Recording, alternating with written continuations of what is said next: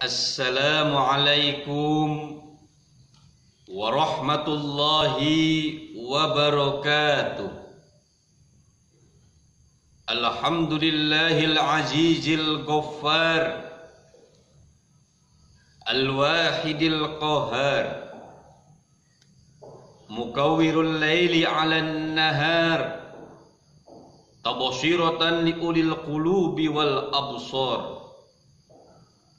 Ashhadu an la ilaha illallah wahdahu la syarika lah, lahul mulku wa lahul hamdu yuhyi wa yumiitu wa huwa ala kulli syai'in qadir. Wa ashhadu anna Muhammadan abduhu wa rasuluh. Allahumma salli ala Sayyidina Muhammad wa ala ali Sayyidina Muhammad. Hadirin para pemirsa jamaah yang semoga kesemuanya dirahmati Allah dalam maghfirah Allah, ma'asyiral muslimin rahimakumullah.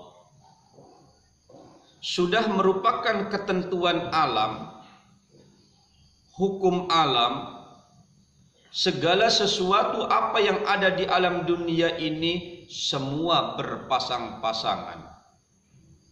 Diciptakan daratan, ada lautan. Diciptakan langit, ada bumi. Diciptakan laki-laki, ada perempuan. Semua berpasang-pasangan. Baik itu makhluk hidup atau pula makhluk yang mati tidak bergerak, seperti halnya tumbuh-tumbuhan, semua diciptakan berpasang-pasangan. Kehidupan yang berpasang-pasangan ini, jamaah yang dimuliakan Allah, yang selalu menjadi perbincangan pembicaraan dari semenjak diciptakannya manusia sampai pada saat sekarang ini, makhluk yang bernama perempuan. Dari semenjak manusia diciptakan, yakni semenjak zaman Nabiullah Adam alaihissalam sampai di abad pertengahan, sampai pada saat sekarang ini, perempuan selalu dijadikan bahan dasar perbincangan. Ada yang mengatakan, ini pendapat, ada yang mengatakan perempuan hanya sebatas pelengkap hidup. Ada pula yang mengatakan perempuan itu musibah. Ada pula yang mengatakan perempuan itu hanya penghibur dalam kehidupan. Nah, ada pula yang mengatakan adanya perempuan menjadi bencana. Terus bergulir pemikiran yang membahas tentang perempuan. Permasalahan ini dibahas oleh pemikir Arab yang tertuang dalam tulisan Ar-Raja Bayanun Nadratil Gharbiyah lil Mar'ati wa ma hiya hududu hurriyatuha fil mujtama'atil gharbiyah. Bayanun Nadrati, penjelasan pandangan barat terhadap perempuan, wa ma hiya hududu hurriyatiha fil mujtama'atil gharbiyah, dan apa batasannya, batasan kebebasan dalam sosial kehidupan di barat. Hadirin jamaah yang dimuliakan Allah, di dalam buku ini membahas kenapa Allah Subhanahu wa ta'ala menurunkan para nabi dan para rasul daripada saat pada zaman kenabian dan kerasulan. Pada saat itu kaumnya, bangsanya, umatnya memandang perempuan itu sangat hina dengan berbagai macam perilaku, dengan berbagai macam keputusan, memandang perempuan itu tidak ada arti. Sehingga perempuan itu dijadikan sungguh sangat berarti, diturunkanlah para nabi dan para rasul. Begitu pula pada masa filsafat Yunani kuno, Aristoteles, dia berpendapat perempuan hanya sebatas objek lelaki. Plato menyampaikan perempuan itu tidak kuat dan tidak ada bandingannya, memiliki kelemahan dibandingkan dengan lelaki. Artinya apa? Pada masa Yunani kuno, di dalam filsafatnya, perempuan itu bisa dikatakan adalah makhluk lemah. Hadirin jamaah yang dimuliakan Allah, pada masa jahiliyah, di saat belum diturunkannya Nabi Muhammad SAW, di saat masa jahiliyah, kalau lahir anak perempuan itu langsung dibunuh, dikubur. Bahkan dia mengatakan kalau lahirnya anak perempuan masa jahiliyah itu sama dengan membawa bencana dan musibah. Orang-orang Persia kalau lahir anak perempuan itu diperjualbelikan, diperdagangkan, karena menganggap perempuan itu tidak ada artinya. Begitu pula orang Hindu dan Buddha. Orang Hindu dan Buddha pada saat itu, kalau suaminya meninggal, mati, dibakar, karena sudah menganggap perempuan ini sudah tidak ada arti lagi, maka si perempuan ini ikut membakar diri, ikut mati diri. Beranggapan apa? Karena memang perempuan sudah tidak ada artinya lagi. Dapat kita simpulkan dari masa jahiliyah, begitu pula Persia, kehidupan orang-orang masyarakat lain, dalamnya Buddha dan Hindu, menganggap perempuan makhluk yang tidak ada arti dalam kehidupan. Dalam pandangan tokoh-tokoh Barat, di antaranya Jewish Men's Prayer, ia menyampaikan, terpujilah Tuhan, Engkau tidak menciptakanku sebagai wanita. Bersyukur dia, berterima kasih jadi laki-laki dan takut jadi perempuan. Augustine ia mengatakan, tetap saja bagaimanapun bentuknya, perempuan adalah penggoda kehidupan. Perempuan adalah makhluk penggoda. Itu pandangan tokoh-tokoh Barat. Di abad 15 sampai abad 18, seorang reformis, Martin Luther, dia menyampaikan makhluk yang tidak dihormati, direndahkan di abad 15 sampai abad 18 itu makhluk yang bernama perempuan. Perempuan masih dianggap adalah pelengkap dan masih dianggap hina. Pada tahun 1792, Mary Wollstonecraft, begitu pula pada tahun 1869, John Stuart Mill, dia mengatakan seorang reformis perubahannya karena menganggap bahwa perempuan ini adalah pelengkap dan masih dianggap hina.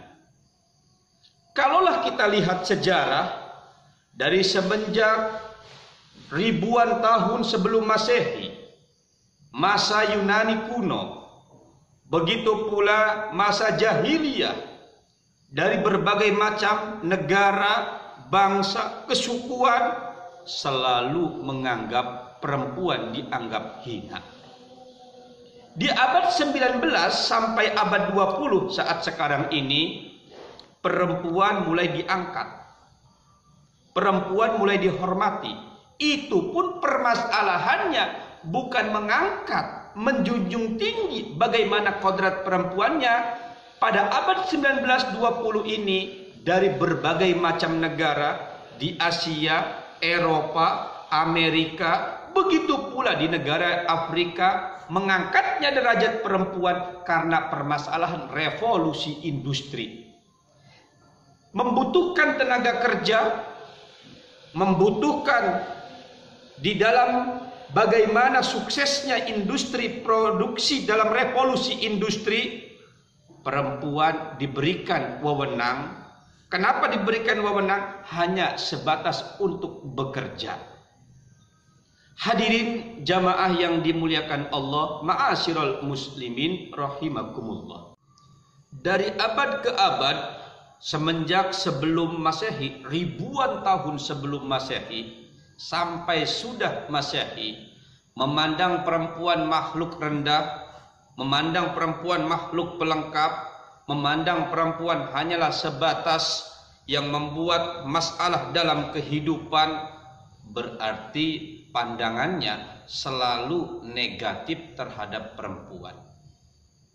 Sebaliknya, Islam memandang terhadap perempuan lebih dari 1441 tahun. Perempuan adalah makhluk yang mulia.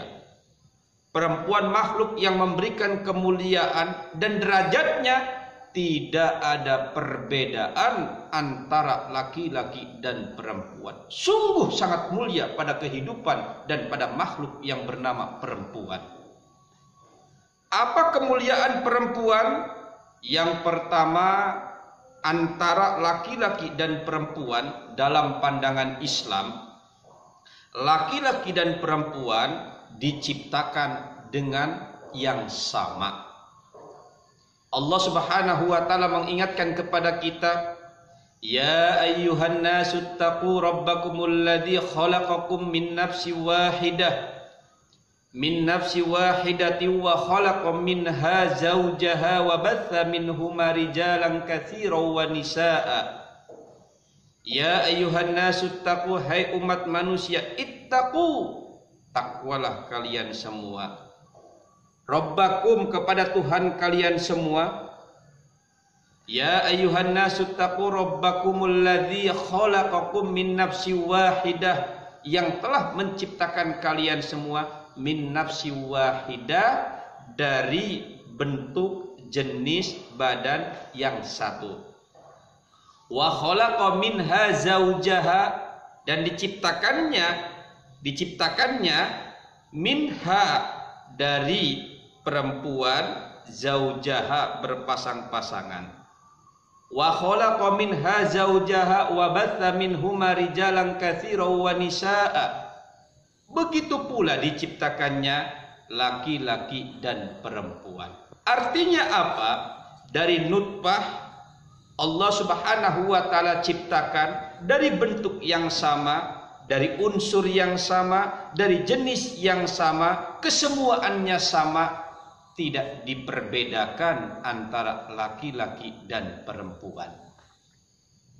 Yang kedua, hadirin jamaah yang dimuliakan Allah, ma'asyiral muslimin rahimakumullah. Kedudukan seorang wanita sama dengan kedudukan posisi seorang laki-laki.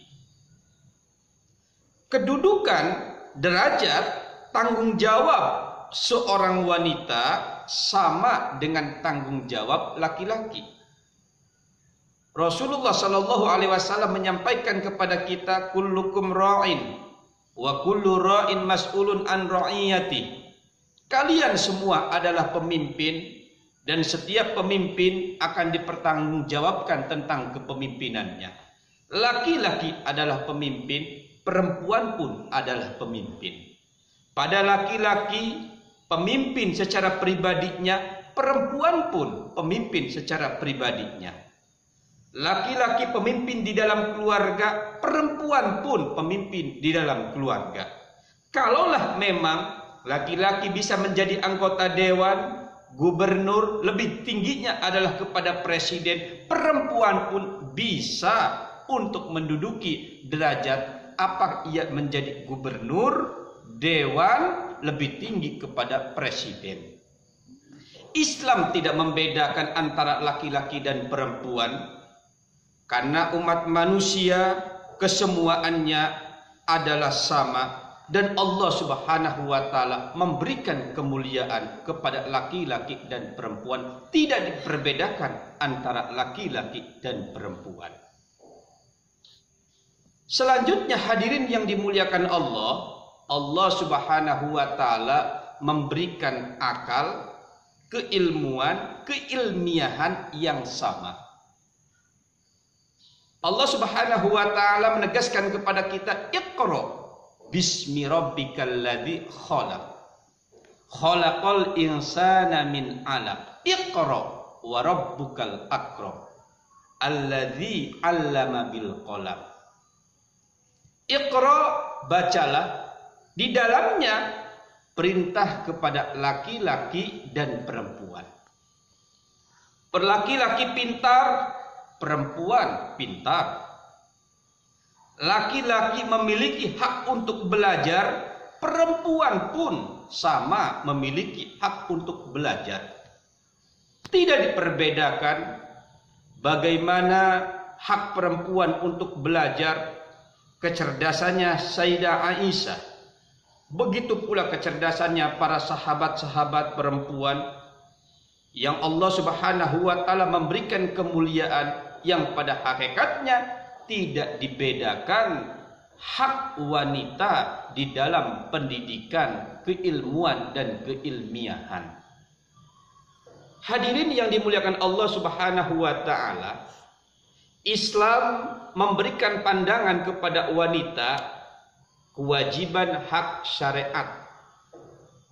Kewajiban hak syariat yang sama dengan syariatnya kaum laki-laki. Bagaimana dalam bentuk kewajiban hak syariat? Laki-laki berkewajiban untuk melakukan amal ibadah, melaksanakan semua perintah-perintah Allah Subhanahu wa taala, begitu pula menjalankan syariat Rasulullah sallallahu alaihi wasallam. Begitu pula perempuan sama memiliki hak, sama memiliki kewajiban untuk melaksanakan perintah Allah, untuk menjauhi larangan Allah, dan untuk melaksanakan semua syariat-syariat Rasulullah sallallahu alaihi wasallam. Begitu pula perempuan di saat memiliki hisab, sama hisab nanti di hari kiamat. Ashabul yamin sebelah kanan menerima amal kebaikan, ashabus shimal kalaulah memang ia jelek akan menerima dengan sebelah kiri. Kedudukan yang terakhir kepada perempuan nanti hari yang terakhir, surga atau pula neraka. Seorang perempuan yang beriman kepada Allah, beramal soleh, melakukan kewajiban, menjauhi larangannya, dan ada di jalan Allah Subhanahu wa taala, insya Allah perempuan ini akan dimasukkan ke dalam surga Allah Subhanahu wa taala. Tetapi sebaliknya, kalaulah ia ingkar, tidak mentaati apa perintah Allah, melaksanakan apa yang Allah larang, sebaliknya dia selalu berpaling dari ayat-ayat Allah, mereka kufur terhadap nikmat-nikmat Allah, dia akan dimasukkan ke dalam neraka Allah. Di dalam kewajiban hak antara laki-laki dan perempuan, Islam memandang betapa mulianya perempuan. Tidak ada perbedaan dan tidak membedakan bagaimana perempuan di dalam Islam, dan Islam sungguh sangat memuliakan kepada perempuan. Tetapi walaupun bagaimanapun, hadirin jamaah yang dimuliakan Allah, perempuan jelas tidak akan sama dengan laki-laki. Jadi kalau kita mau cari titik bagaimana derajatnya sama supaya semua sama, jelas perempuan tidak akan sama dengan laki-laki. Perempuan adalah perempuan, laki-laki adalah laki-laki. Perbedaan kodrat antara perempuan dan laki-laki memang itu sudah merupakan karunia Allah, ketentuan Allah, kodrat Allah yang tidak bisa dirubah. Jadi perempuan ada hak sebagai perempuan, jadi ada porsinya sebagai perempuan. Laki-laki ada hak sebagai laki-laki. Misalnya perempuan sebagai ibu rumah tangga, bagaimanapun jabatannya, apapun kedudukannya, bagaimanapun posisinya, tetap perempuan adalah ibu rumah tangga. Suami laki-laki adalah bapak di dalam rumah tangga. Hak yang lain, hadirin yang dimuliakan Allah, perempuan makhluk yang indah. Karena perempuan ini adalah makhluk yang indah, makhluk permata, makhluk yang cantik, makhluk yang selalu diidamkan oleh laki-laki, maka ada hak untuk menutupi aurat. Jadi untuk menutupi aurat. Dengan menutupi aurat bukan berarti membatas diri, bukan berarti terjadinya perbatasan di dalam kehidupan atau pula pergaulan, tetapi sebaliknya untuk memperindah perempuan.